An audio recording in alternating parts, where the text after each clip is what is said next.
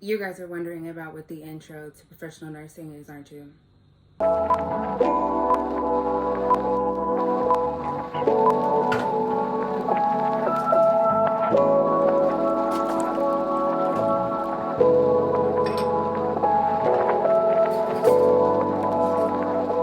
Okay, so why are nursing classes so hard anyway? Girl. All right. This big old hunk of book right here, okay? Now, Intro to Professional Nursing or Fundamentals of Nursing. You will use the same book for both classes. Hint, hint. Buy one, don't buy two. Secondly, you guys, this book is so thick, my brain hurts. Part of the reason why my forehead is so big, I know you guys don't talk about it. Fundamentals to Nursing or Intro to Professional Nursing. Okay, that class is hard, you guys. I'm not going to sugarcoat anything with you guys. You guys know I don't do that. That's not my style. I'm not into making you guys believe that it's so easy and that it's just something you can just breeze through. It is not. You are going to have to study. So I'm going to tell you guys a little bit about what is in the whole outline of the course. All right, you guys. So Intro to Professional Nursing is going to be all about learning the background of nursing and more information that kind of ties into your GPS class for Galen. So if you guys remember in your GPS class, it taught you a little bit about like the Galen process, a little bit about the background of nursing and all that fun jazz, right? Okay.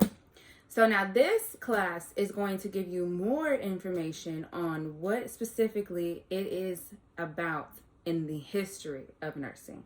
Now, when I say that, I don't mean like all the history of nursing because that would be like, yeah. But what I mean is they're going to tell you, you know, the people who first got into nursing, who made a big significant change in nursing, and how nursing has developed over time. They're also going to discuss with you about the different routes and careers in nursing, and they're also going to go over all the different ways that you can get a nursing degree. Now, is that hard? It's not extremely hard, no, but you have to remember who was the first lady that, you know, practiced as a registered nurse, who was the first woman that, or I won't say woman, but who was the first person that, you know, came up with antiseptics, and who was the first person that really... Is that a fly? Oh my god. Who was the first person that really put emphasis on hand washing and, you know, things like that. So when I say it's hard, I don't mean it's like super hard. I just mean that it's going to require some studying. And I don't mean just like, oh, let me look over it and be like, oh, okay, I'm done. Whatever, it's not that hard. I mean, like, you're going to have to put some studying into it so you can physically remember these people's names and what they did, because that is going to be like the biggest outcome of the class. And another thing, you're also going to have to remember conversions. Now, when I say conversions, I don't mean go trying to Google conversions. Do not do that, you guys. Hear me out. Google is not right. Don't ask me how I know that. Anyways, Google does not give you the right answer, you guys. So you have to learn how to do it up here. It is imperative that you learn how to do metric conversions in your head or on paper. Google is not going to give you the right answer. Plus, it's not like you can cheat in nursing school anyway. We all should know that by now. So when I say conversions, I mean, let me see. I think I have a conversion sheet here for you guys that I can maybe show you guys the type of conversions that I'm talking about. Yeah, okay. So, conversions like these. So as you guys can see there, it says 8.54, round to the nearest tenths. So what they want you to do is to be able to round the number for rounding the decimal. And then they also are going to want you to know how to do conversions like this. And by conversions, I mean like 760 kilograms to grams, or 54 grams to kilograms. You need to be able to distinguish how to convert from milliliters to liters, or grams to milligrams, or kilograms to pounds, things of that nature.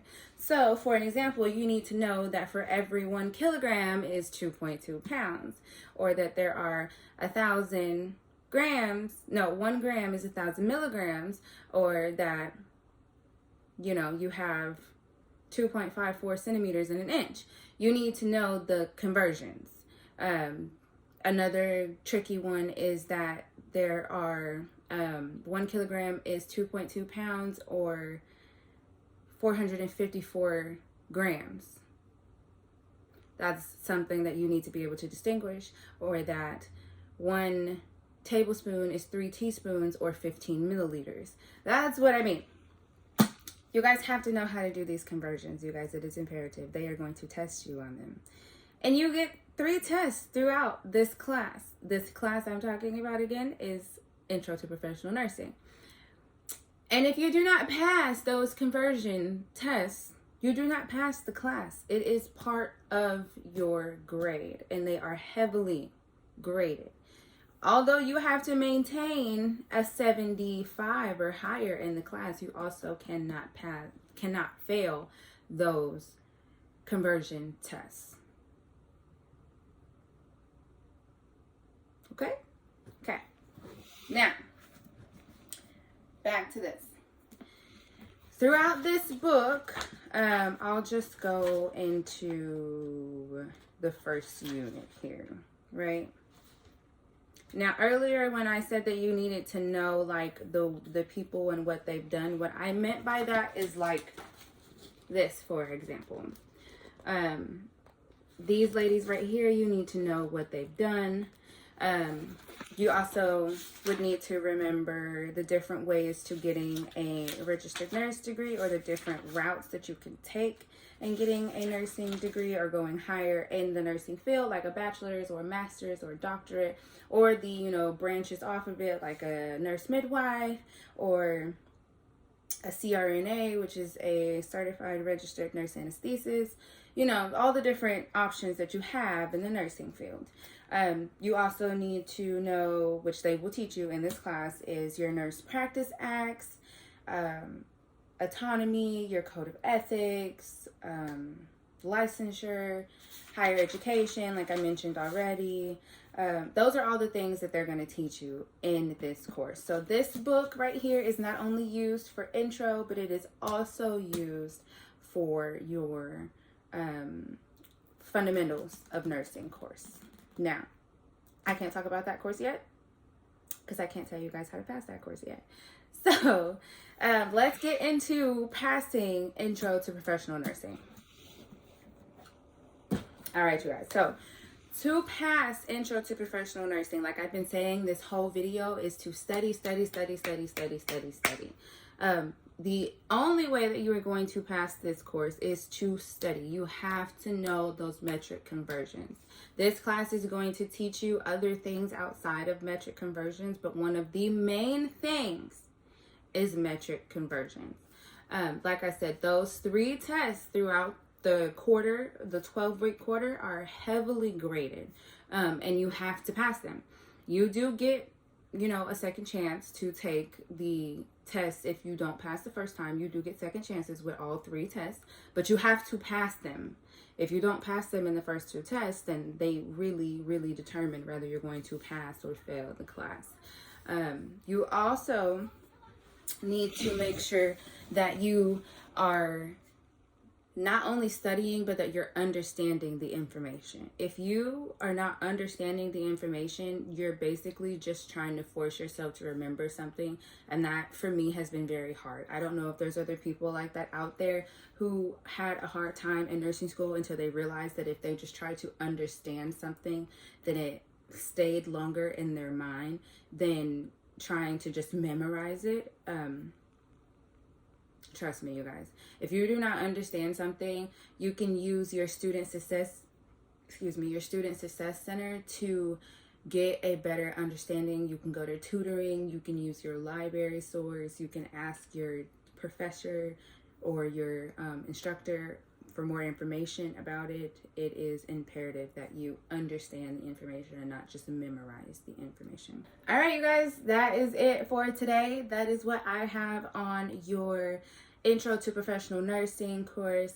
As always, like I mentioned in my first video on how to pass A&P, it's the same concept I use in this course. I use, my writing it out, watching the lecture videos, showing up to class and taking notes on the teacher's lecture videos, and then also making myself flashcards. That is how I have been able to pass all of my classes thus far. I highly recommend that you guys use highlighters and make flashcards. I am a visual person, so if you're like me, that has worked for me tremendously. So like I said before, if you guys have any questions, leave them in the comment box down below. Don't forget to hit the like and subscribe buttons that are at the bottom of the screen, and I will see you guys next time.